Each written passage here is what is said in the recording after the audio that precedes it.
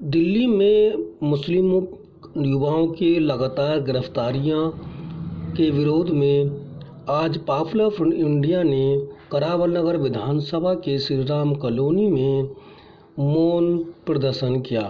इस मौके पर उन्होंने कहा कि दिल्ली पुलिस एक तरफा कार्रवाई करते हुए मुस्लिम नौजवानों को लगातार गिरफ्तार कर रही है।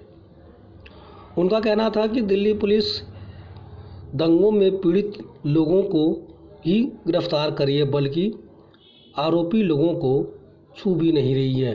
दिल्ली में गिरफ्तारियां भाजपा के इशारे पर की जा रही हैं और केजरीवाल भी भाजपा के रंग में रंग गए हैं। देखते हैं इस कार्यक्रम को।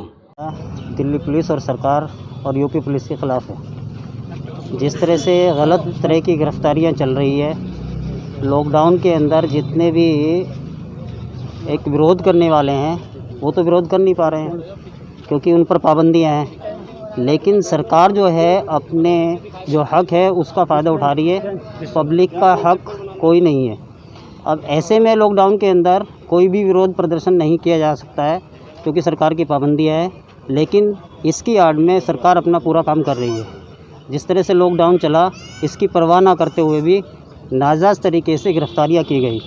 जितने भी एक संगठन थे, वो सोशल संगठन है या एक तरह से हक की आवाज़ उठाने वाले हैं, छात्र संगठन है, सबको एक निशाना बनाया जा रहा है, उनको ट्रैक किया जा रहा है और उनकी गिरफ्तारियां चल रही है। जैसे दंगे हुए हमारे इसमें नॉर्थ ईस्ट के अंदर, दंगों के अंदर जो एक मुस्लिम थे वो तो साफ़ हो गए और चार्जशीट जो आई है इसकी दिल्ली पुलिस की, उसके अंदर साफ तरीके से पक्षपात किया गया है। जिस तरह से दिल्ली पुलिस कमिश्नर का कल बयान आया है, उन्होंने कहा कि हमने सब जो जांच की वो सही की है, उसमें जो दोषी उन्हीं को गिरफ्तार किया है, इल्ज़ामात निराधार हैं। क्या कहेंगे उनके बयान को लेकर? उनका बयान एकदम पक्षपात है।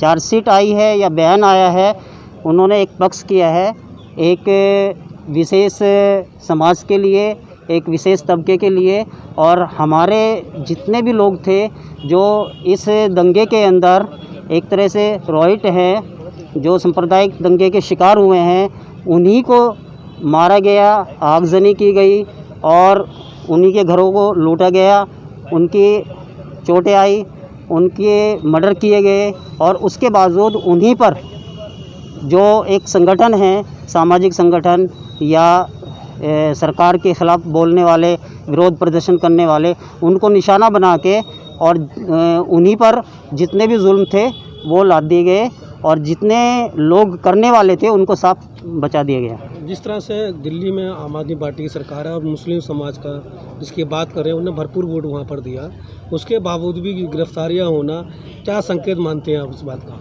देखिए, संकेत तो ये है कि टीवी पर खुला तौर से दिखाया गया ताहिर हुसैन के बारे में कि टेरिस उसकी खाली थी।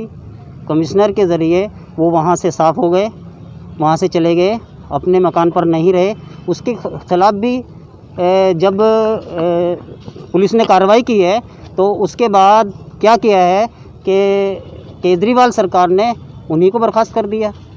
तो ये मुस्लिम समाज के लिए क्या करेंगे? मुस्लिम समाज की ही वजह से आज ये सरकार के अंदर बैठे हैं, लेकिन मुस्लिम समाज के लिए इन्होंने कुछ नहीं किया। ये भी आरएसएस की ही दूसरी पार्टी है। क्यों आपने स्पीच नहीं दी, बिल्कुल मौन धारण करके पूरा कार्यक्रम 5-10 मिनट का आपने चलाया, क्या वजह थी? देखिए, आज पूरे मुल्क में एक फांसीवादी सरकार है और फांसीवादी सरकार का जो रवैया है, हमारा ये जो प्रोग्राम हुआ है उसमें इस लॉकडाउन में एक तरफ तो हमारा देश कोरोना जैसी महामारी से जूझ रहा है, ऐसे में हमारी हुकूमत अस्पतालों में इंतज़ाम तो नहीं करवा पा रही, लेकिन हाँ ये ज़रूर कर रही है कि जो लोग सीएए एनआरसी के विरोध में जो लोग सरकार के ख़िलाफ़ मुखर थे, इसमें सरकार ने उनका इंतज़ाम करना शुरू कर दिया है।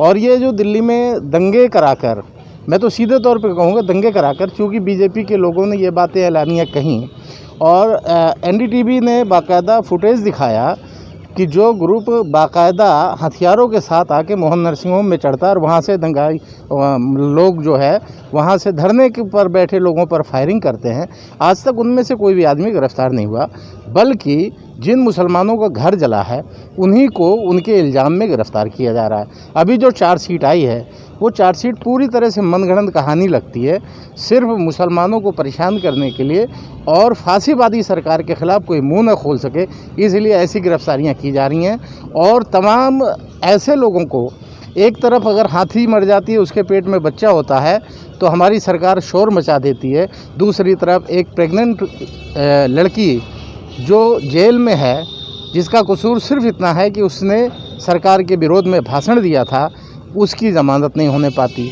तो इसके ख़िलाफ़ हम लोग शांतिपूर्ण प्रदर्शन इसलिए कर रहे हैं कि इस वक्त सरकार का प्रोपोगंडा क्या हो सकता है, फांसीवाद में यही होता आया है कि मुंह खोलो तो उनका मुंह बंद किया जाए, इसलिए हम लोग शांतिपूर्ण प्रदर्शन कर रहे हैं। गिरफ्तारी राजनीति से प्रेरित है, तो आपको ऐसा क्यों लगता है? ऐसा इसलिए लगता है कि जिन लोगों ने चुनाव में पाकिस्तान जैसा शब्द इस्तेमाल किया, जिन लोगों ने ऐलानिया तौर पर ये कहा कि हम सड़क नहीं रुकने देंगे, इसका मतलब यह है कि बोलने की आज़ादी छीनने का मंसूबा बीजेपी ने बहुत बड़े पैमाने पर बना रखा है और जो दंगे कराए गए वो इसी तरह से कराए गए। तो ये हुकूमत से प्रायोजित दंगे थे। ये तो मैं शुक्रिया कहना चाहूँगा इस क्षेत्र के हिंदू मुसलमान को जो आपस में नहीं लड़े। ये दंगा जिन लोगों ने किया कराया वो ज़्यादातर लोग ये भी कहते हैं बाहर से आए हुए लोग हैं, आम लोग भी कहते हैं बाहर से आए हुए लोग हैं। तो ये अगर पुलिस की सह नहीं होती तो या प्रशासन इसमें शामिल नहीं होता या हुक्मरान इसमें शामिल नहीं होते तो शायद ऐसा नहीं होता। ये अभी भी लगातार गिरफ्तारी जारी हैं, अलग अलग इलाकों से लोग उठाए जा रहे हैं, दोनों समाज अलग अलग इल्ज़ामात लगा रहे हैं, तो किस नज़रिए से देखते हैं दिल्ली पुलिस की जो कार्रवाई चल रही है?